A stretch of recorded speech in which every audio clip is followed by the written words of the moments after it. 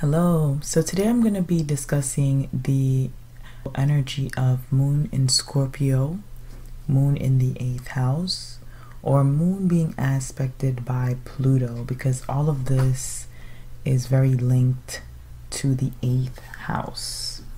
So when you have the moon in Scorpio, you have the moon, which is the most sensitive and reflective planet, moving into the 8th house, meeting Mars and Pluto. Mars rules your desires. Pluto rules power and control. And the moon is very subconscious. It's things that you gather and store as you're young. It's more like a satellite, really just picking up energy. So when the energy comes to the 8th house, this is a very intense moon placement. This is a moon placement with a lot of desire. And if matured, it can be focused and manifested to do a lot of different things in the person's life. A lot of rejuvenation and also a lot of healing and death as well can happen with the emotional nature.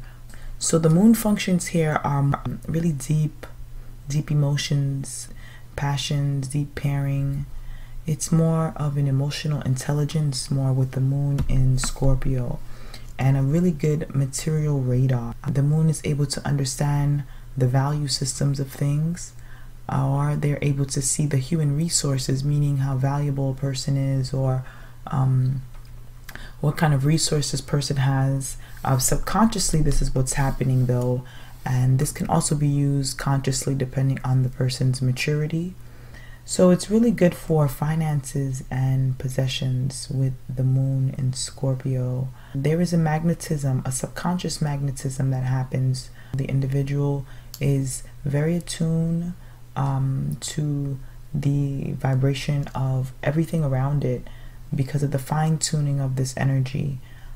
The tarot card that correlates with the moon in Scorpio is the Death card in the Rider-Waite deck, and that is the number 13, and Scorpio rules the number 13. So it's more so of an ending of cycles, but the moon in Scorpio is very different. You're not going to find moon in Scorpios very similar, so this is why this is more of a basic of understanding of this energy, because it goes very deep, and there has to be other placements and other things put into consideration in order to really understand the moon in Scorpio, because it's a real slow digestion for it.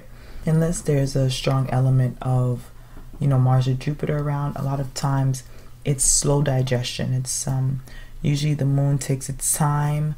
The native is taking its time to process things around it, to then really understand, okay, what do I need? What don't I need? And then excommunicating from anything that is not valuable, profitable, or good for gain in the long run. So a lot of the times, moon and Scorpios tend to use intimacy as their way of relating. They want to be very personal with you on a one-on-one.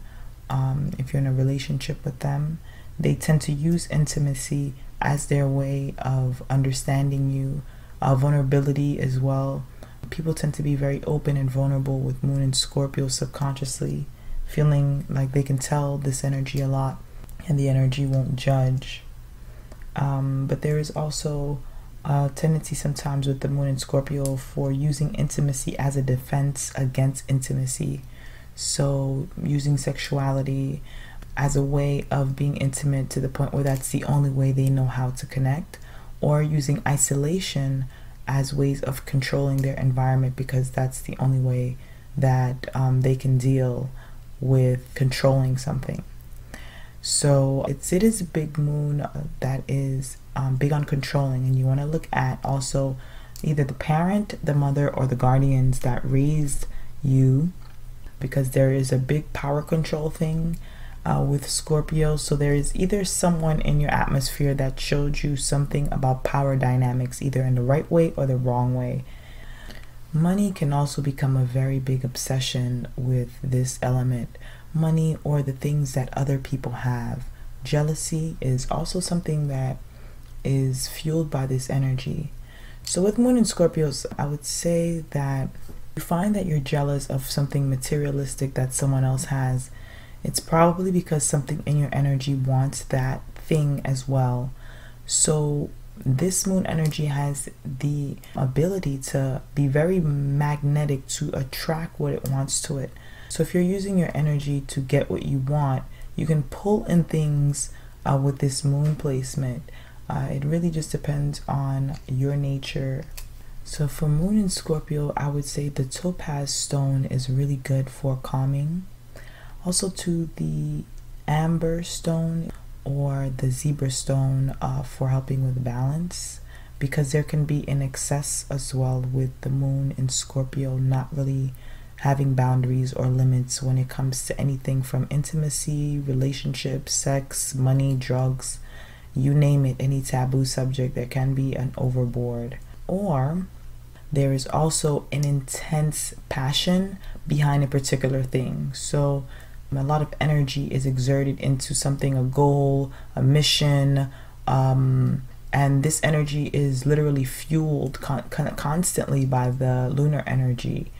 Secrets is another thing that can be very strong with this moon placement, because Scorpio is so prone to being so secretive and very, very investigative. This moon placement tends to either hold a lot of secrets or release a lot of secrets, or there are a lot of people that trust this element with their secrets. Trust is a very big thing for the moon in Scorpio, instinctually, intuition-wise, and just on a subconscious and conscious level. This energy is really big on trust. And trust with this moon element is usually earned over time.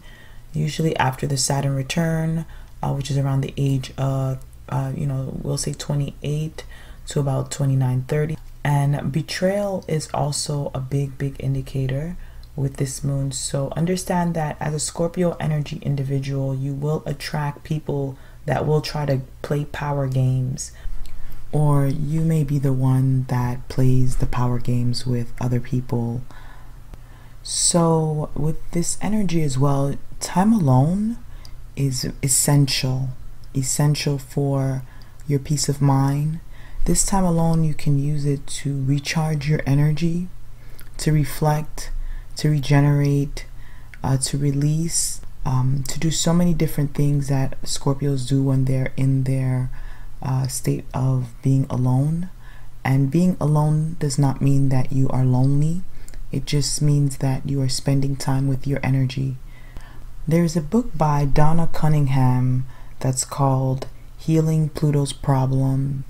For any Scorpio energy, I think this is very influential and helpful. This is a great book by an amazing astrologer that can really assist you to understand more of the emotional depth of this energy of the moon here. So this is my take on the natal moon in Scorpio. If this resonates with you and you'd like to book a reading with me, you can email me at aquilaastrology@gmail.com. I will leave a link below in the description box. And enjoy life, Moon and Scorpios.